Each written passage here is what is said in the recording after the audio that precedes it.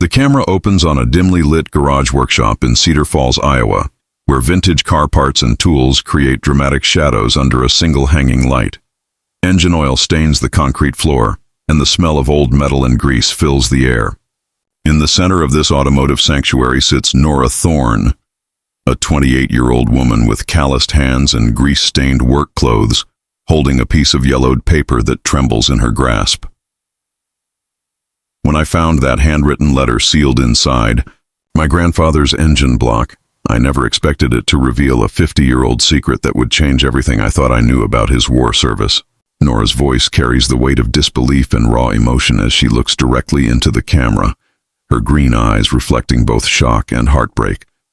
Behind her, partially visible under harsh workshop lighting, sits a 1968 Ford Mustang GT 390, fastback in Highland blue.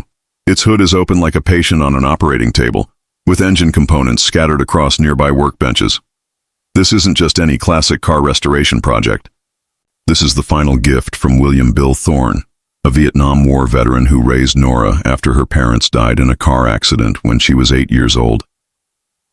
The camera slowly zooms in on Nora's face as a single tear rolls down her cheek, leaving a clean streak through the smudge of engine grease on her skin. She holds up the letter, and viewers can see the faded military-style handwriting, though the specific words remain unreadable from this distance. The paper appears aged and oil-stained, suggesting it has been hidden for decades in the most unlikely of places. "My grandfather Bill was everything to me," Nora continues, her voice gaining strength despite her obvious emotional turmoil. "He taught me how to rebuild carburetors before I could ride a bike. He showed me that fixing broken things wasn't just about mechanics, it was about patience, respect, and love. But he never told me about this." She gestures toward the letter, and her voice cracks slightly. The workshop around her tells the story of their shared passion. Vintage automotive posters cover the walls, and a collection of restored muscle car engines sits proudly on display stands.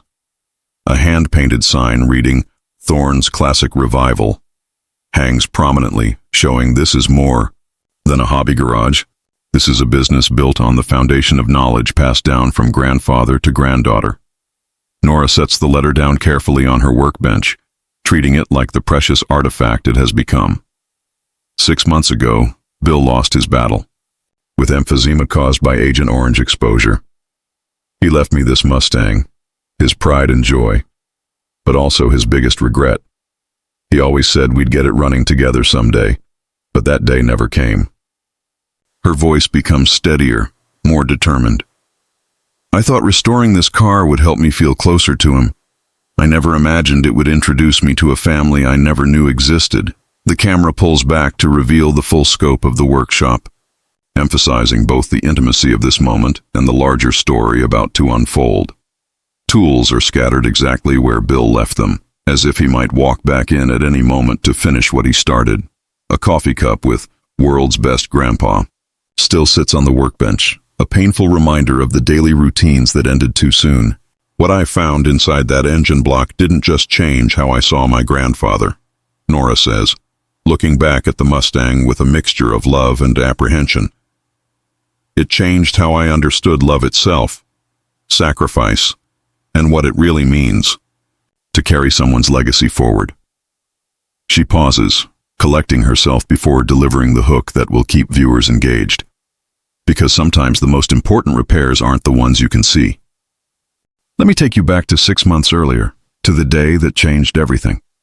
Bill Thorne's funeral was held on a crisp October morning at Cedar Falls Memorial Chapel, with military honors befitting a man who served 2 tours in Vietnam, though at the time, I only knew about one. The honor guard folded that American flag with precision that seemed almost mechanical, yet their faces showed genuine respect for the old veteran who'd become a fixture in our small Iowa community. I remember standing there in my only black dress, feeling completely lost as they handed me that triangle of fabric. At 28 years old, I thought I understood grief. I'd lost my parents in a car accident when I was 8, but Bill had been there to catch me, to rebuild me just like he rebuilt engines. His death felt different, final. There was no one left to catch me this time. After the service, people kept telling me how proud Bill was of me, how he'd brag about his Nora, who could rebuild a transmission faster than most men could change their oil. They meant well, but their words felt hollow. What they didn't understand was that without Bill, I wasn't sure who I was supposed to be anymore. Thorne's classic revival sits on the outskirts of Cedar Falls, in a converted barn that Bill and I had spent 3 summers transforming into the perfect restoration workshop. We'd built everything together, from the hydraulic lifts to the custom tool organization system that made sense only to us. The sign outside still bears both our names, painted in the same font as the 1960s Ford dealership signs that Bill collected. The business had grown beyond our wildest dreams. We specialized in muscle cars from the 1960s and 70s, with a particular expertise in Fords and Chevrolets. Car enthusiasts would drive from as far as Chicago and Kansas City to have us restore their dream machines. Bill had a gift for seeing potential where others saw scrap metal, and somehow he'd passed that vision onto me. But after his funeral, I couldn't bring myself to touch anything in the shop. The 1967 Camaro SS that needed a paint job sat exactly where we'd left it. The 1970 Dodge Challenger with transmission problems remained on the lift, waiting for repairs that felt impossible to complete without Bill's guidance. Everything reminded me of him, of conversations we'd never finish, of projects we'd never complete together. The worst reminder sat in the corner of the shop, hidden under a faded blue tarp like some mechanical ghost. Bill's 1968 Ford Mustang GT 390 Fastback in Highland Blue, the car that represented both his greatest pride and his deepest frustration. He'd bought it in 1969, just after returning from his first tour in Vietnam. It was supposed to be his celebration, his reward for surviving a war that had claimed too many of his friends. "Someday we'll get her purring again," he used to say, patting the Mustang's fender with the same gentle affection he'd shown me as a child. "Someday when I'm feeling stronger." But someday never came. The Agent Orange exposure that the VA finally acknowledged in his last years had damaged his lungs too severely.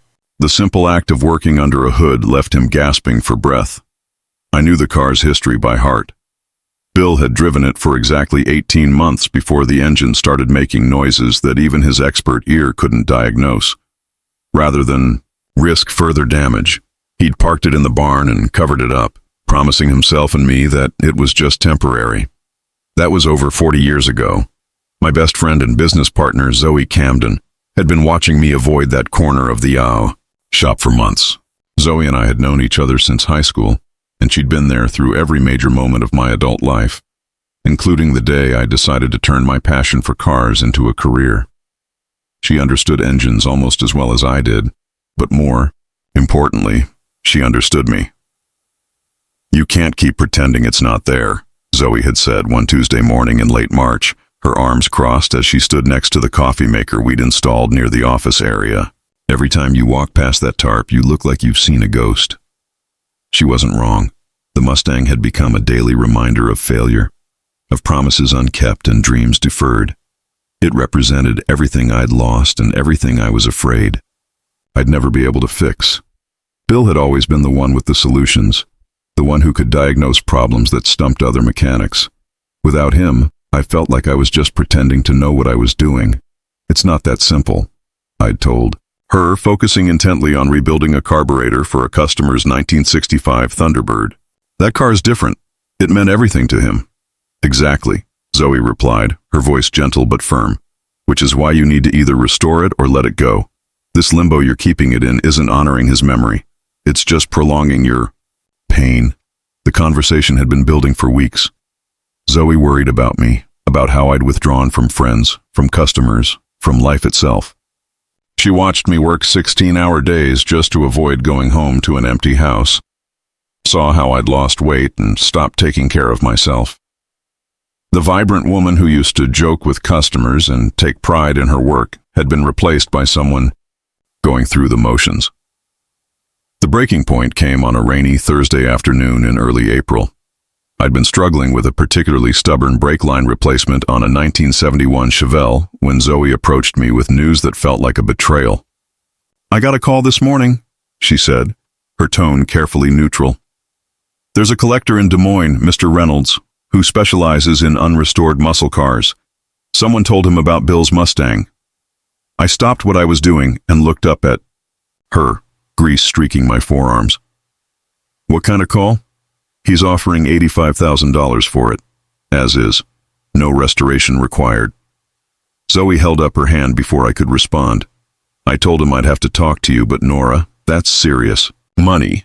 That could solve your financial problems and maybe give you some closure. The number hit me like a physical blow. $85,000 would indeed solve the business's cash flow problems that had developed since Bill's medical bills started piling up. It would allow me to pay off the equipment loans and maybe even expand the shop. From a purely practical standpoint, it made perfect sense. But the thought of that Highland blue Mustang sitting in someone else's garage, possibly never to run again, felt like selling a piece of Bill's soul. It felt like admitting that some things were truly beyond repair, that some promises would remain forever broken.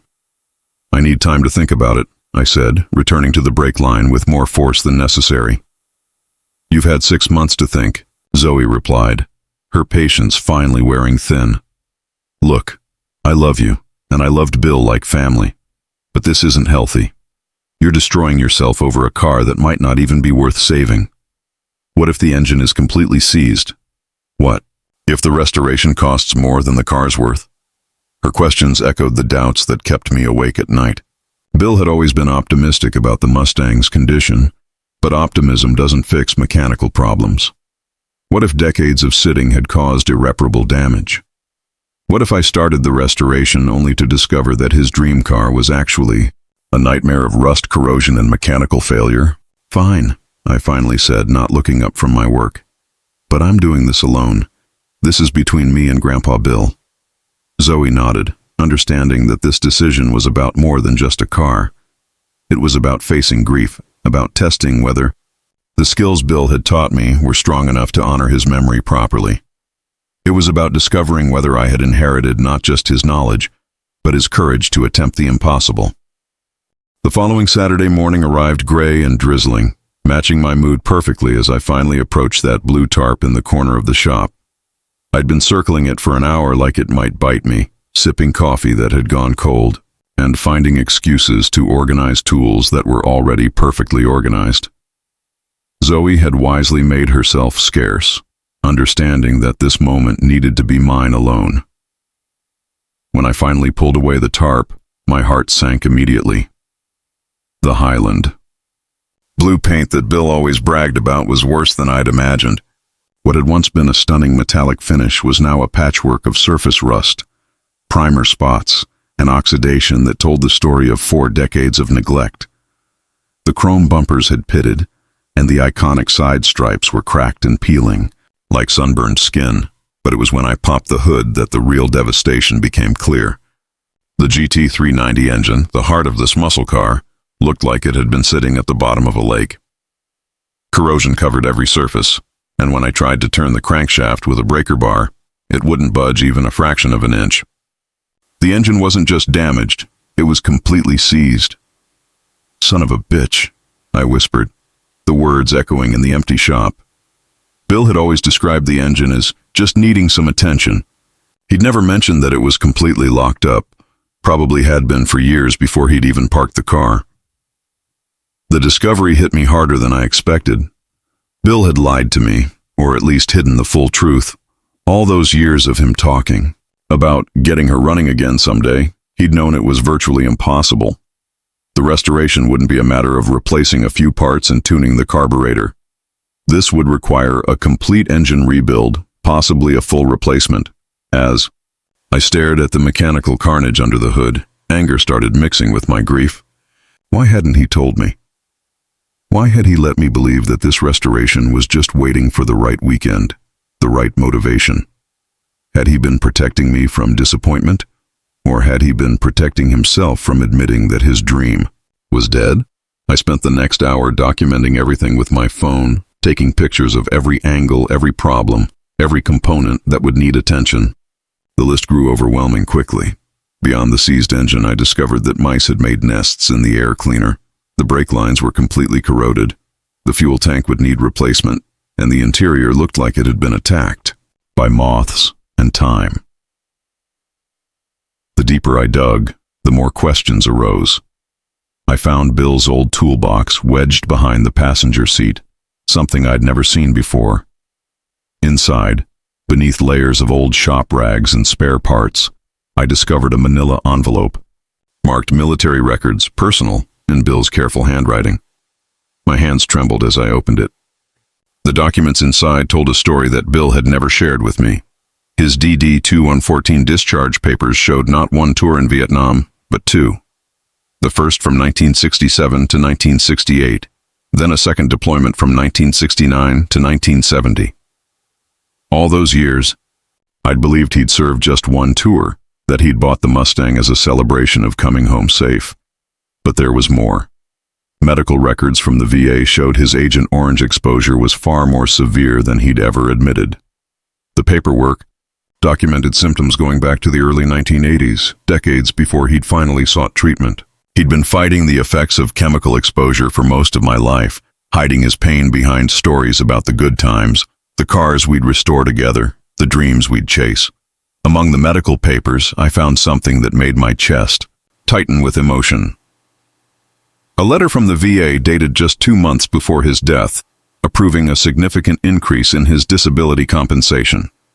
The monthly amount would have been enough to cover a professional restoration of the Mustang, with money left over. He'd finally gotten the financial help he needed, but his body had deteriorated too far to enjoy it.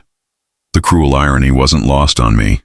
All those years of him talking about someday, and someday had finally arrived just as his lungs gave out. Called Zoe, needing someone to witness what I'd discovered. She arrived 20 minutes later with sandwiches and the kind of practical energy that always helped me think clearly. "It's worse than we thought," I told her, gesturing toward the engine compartment. Zoe peered under the hood and let out a low whistle. "Okay, that's pretty bad, but not impossible. You've rebuilt engines in worse condition. Not 390s, and definitely not with the budget we're working with." I showed her the parts list I'd started, along with preliminary cost estimates I'd looked up online. We're talking about $15,000 to $20,000 minimum, and that's assuming I do all the labor myself. The number hung in the air between us like a challenge. It was more than double what I'd expected, and it didn't include bodywork, interior restoration, or the dozen smaller systems that would need attention. "What about Reynolds's offer?" Zoe asked gently. $85,000. Starts looking pretty good when you're staring at a $20,000 project, I admitted. But even as I said it, the thought of that Highland blue Mustang sitting in someone else's garage, possibly never to run again, felt like betrayal. That's when I found the photographs. They were tucked into a service manual for 390 engines. Photos I'd never seen before. Bill as a young soldier, impossibly young and lean in his army fatigues. Bill with his squad, guys whose names I'd heard in stories but never seen faces to match. And then, a photo that stopped me cold. Bill standing next to the Mustang, but not as I'd ever seen it. This photo showed the car in perfect condition, paint gleaming, chrome spotless. But what caught my attention was the date stamped on the back. June 1971, 2 years after he'd bought it, a year after his second tour ended. In the photo, Bill looked happy but also haunted, like a man trying to convince himself that normal life was possible. "He drove it longer than he told me," I said, showing Zoe the photo. "Look at this. The car was perfect in 1971. Something happened. After this." More photos revealed the timeline. The Mustang in perfect condition through 1971, then gradually declining in later photos. By 1974, it was already showing signs of neglect. Whatever had caused Bill to stop driving his dream car, it hadn't been immediate mechanical failure. It had been something else, something that had made him lose interest in the thing he'd once loved most. As the afternoon wore on, I discovered more hidden items throughout the car. Old photos of my parents tucked into the glove compartment. My childhood drawings rolled up and stored in the door panels. Military medals that he'd never displayed, wrapped carefully and hidden under the rear seat. Each discovery painted a picture of a man who'd used this car as a vault for his most precious memories and his deepest pain. The final straw came when I found his Purple Heart. Bill had never mentioned being wounded in Vietnam. The medal was wrapped in tissue paper, along with a hospital bracelet from a military medical facility in Japan. The dates showed he'd been hospitalized for 6 weeks during his second tour, something he'd never told me about. By evening, I was emotionally exhausted and more confused than ever. The Bill I thought I knew, the grandfather who'd raised me with patience and love, was apparently just one facet of a much more complicated man. He'd hidden decades of pain, physical and emotional, behind stories about cars and dreams of restoration. Projects we'd complete together. I don't know who he really was. I confessed to Zoe as we locked up the shop. He was the man who loved you enough to protect you from his pain, she replied. The question is, what are you going to do with what you've learned? That night, I lay awake staring at the ceiling, Bill's secrets weighing on me like physical objects. The Mustang wasn't just a restoration project anymore. It was an archaeological dig into the hidden corners of my grandfather's life, and I was starting to realize that some discoveries can't be undone. I woke up the next morning with a clarity that surprised me. The confusion and anger from the previous day had crystallized into something else entirely: determination. As I made coffee in my kitchen, staring out at the shop where the Mustang waited under its harsh fluorescent lights, I realized that Bill's secrets didn't diminish what he'd taught me. If anything, they proved how much he'd overcome to become the man who raised me. If Grandpa could survive 2 tours in Vietnam with injuries he never talked about, I can survive rebuilding one engine. I said aloud to the empty house, my voice steady for the first time in months. The decision felt right in my bones. I wasn't just going to restore the Mustang. I was going to do it properly, completely, the way Bill had always dreamed it could be done. The seized engine, the hidden damage, the financial strain, none of it mattered anymore. This wasn't about the car. This was about proving to myself that the values he'd instilled in me, patience, persistence, and respect for craftsmanship, were strong enough to honor his memory properly. I arrived at the shop that Monday morning with a plan. Instead of avoiding the Mustang, I pulled it into the center bay and raised it on the hydraulic lift. Zoe watched with concern as I began the methodical process of completely disassembling the engine, but she didn't try to stop me. "You're really doing this," she said, more statement than question. "I'm really doing this." I hefted a seized piston out of its cylinder, examining the scoring and corrosion. "And I'm going to need your help finding parts." The research phase became an obsession. I spent evenings scouring online forums, calling specialty shops across the country, and connecting with other 390 enthusiasts who understood the challenge I'd taken on.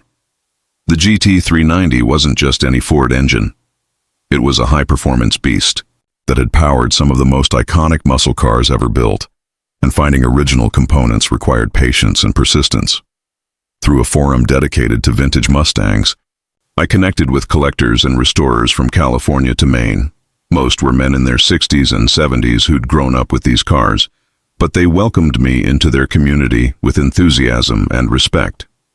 When I explained that I was restoring my grandfather's car, several offered to sell me parts at cost or even donate components they'd been hoarding. "Your grandfather sounds like he was one of the good ones," wrote a collector named Frank from Phoenix, who offered to ship me a rare intake manifold. "These cars deserve to live again." But it was my conversation with Tommy Vasquez that changed everything. I'd found his name in Bill's military records as part of his reconnaissance unit, and when I called the number listed in a veteran's directory, a gravelly voice answered on the third ring. "Tommy Vasquez." "Mr. Vasquez, my name is Nora Thorne. My grandfather was Bill Thorne. You served together in Vietnam." The silence that followed stretched so long I thought the call had dropped. Then, in a voice thick with emotion, Tommy said, "Billy Thorne. Jesus, I haven't heard that name in years. How is the old bastard?" "He passed away 6 months ago. Agent Orange finally got him." "Damn." Another pause. "He was a good soldier, your grandfather. Saved my life twice over there. Once, literally, dragged me out of an ambush when I took shrapnel in both legs. The second time, well, that's harder to explain." Tommy's words opened a window into Bill's service that I'd never imagined. He told me about their unit's mission, how they'd operated behind enemy lines gathering intelligence about the night Bill had carried Tommy 3 miles through hostile territory to reach a medical evacuation point. He never talked about the war, I said. I only found out yesterday that he served 2 tours. That sounds like Billy. He came back different after his second deployment. We all did, but him especially. He'd seen too much, done too much. The funny thing is, he used to write letters about you constantly. Even when you were just a little kid, he'd talk about teaching you to work on cars, about the bond you two had. He never mentioned you, or any of his army buddies. He wouldn't have. Billy had this way of compartmentalizing his life. The war was one box, his family was another. He never let them touch. Tommy paused, and I heard him light a cigarette. You said you're working on his car? His 1968 Mustang. It's in pretty rough shape. Ha! He bought that thing right after his first tour. Drove it to my wedding in Chicago in 1970. Beautiful machine. He was so proud of that car. Talked about it almost as much as he talked about you. Tommy's stories painted a picture of Bill that I'd never seen. A young veteran trying to build a normal life, using the Mustang as proof that he'd survived, that he could create something beautiful despite what he'd experienced. The car hadn't just been transportation or even a hobby. It had been therapy, hope, a tangible symbol of the life he was fighting to build. What happened during his second tour? I asked. Something changed him. The line went quiet again. When Tommy spoke, his voice was careful, measured. That's not my story to tell. But I will say this. Your grandfather carried some heavy weight from that second deployment.